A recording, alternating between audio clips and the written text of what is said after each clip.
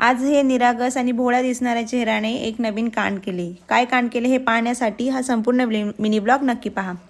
तर आई, तू मला जसं उचलून घेतलं तसं माझ्या नवीन मैत्रीण चिंगीला पण उचलून घे म्हणून दोघींना पण उचलून घेतलं आणि लाड केले.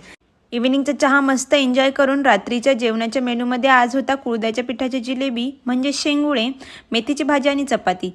तर शेंगुळे करण्यासाठी सर्वप्रथम मिरच्या, लसूण, जिरे आणि कोथिंबीर दळून घेतली आणि त्यानंतर कुळथाच्या पिठामध्ये ते दळलेले मिक्सचर जे आहे ते कालवून मस्त छान असे पीठ मळून घेतली. त्यानंतर त्यातलीच थोडीची पेस्ट फोडणीसाठी कुकरमध्ये तेलात टाकली आणि मग सुरुवात केली शेंगुळे बनवण्यासाठी म्हणजे जिलेबी बनवायला. तर तुमच्या भागामध्ये कुळथाच्या जिलेबीला काय म्हणतात ते कमेंटमध्ये नक्की सांगा. आत्या स्वयंपाक करत होत्या तर मी हृदयाला सांभाळत होते. तोपर्यंत हृदयाचे आजोबा आमचं वॉशिंग मशीनचा नळ जरा तुटलेला होता ते बसवत होते आणि इकडे याची चालू होती बकुळा आणि चिंगीसोबतची मस्ती. त्यानंतर ती गेली आजोबांना मदत करायला. आजोबा थांबा हो, मी पण तुम्हाला मदत करते असं म्हणून तिने सुद्धा मग हातभार लावायला सुरुवात केली. हेच सर्व चालू असताना आमची कुळथाची जिलेबी पूर्ण बनवून झाली आणि त्यानंतर ती टाकली उकळी येण्यासाठी. संपूर्ण बनवलेली जिलेबी असं थोडं सेपरेट करून पाण्यामध्ये उकळी यायला टाकले. चवीप्रमाणे मीठसुद्धा टाकलं आणि त्यानंतर कुकर बंद करून मस्त जिलेबी शिजवून घेतली.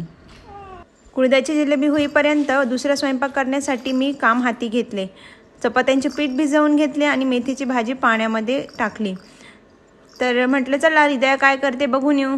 बघते तर काय, माझ्या लेकीने हा गोंधळ घातला होता. हैदराबादला जायचं म्हणून आम्ही बॅग पॅक करून ठेवली आणि ही बेडरूममध्ये येऊन तो सर्व पसारा असा पसरवत होती. आलेला राग कंट्रोल करून तिची व्यवस्थित समजूत घातली. तेवढ्यातच कुकरची शिट्टी झाली आणि काय वाजते हे बघण्यासाठी आमचा शॅडोसुद्धा किचनमध्ये आला. मस्त क्यूट गोंडस बॉय दिसत होता तो.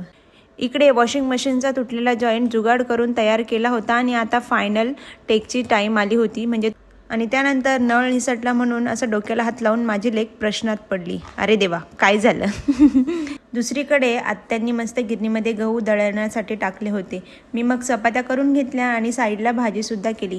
भाजी शिजत होती तोपर्यंत मी हृदयाला खाण्यासाठी डाळ भातसुद्धा शिजवला होता. छान असा शिजलेला डाळ भात तिला खाऊ घातला आणि मग आम्ही सर्वांनी जेवायला घेतलं. गरमागरम जिलेबी आणि थंडी, अजून काय हवं? तर हृदयाचं चिव चिव चिमणी या गाण्याने दिवसाचा शेवट झाला. बाय.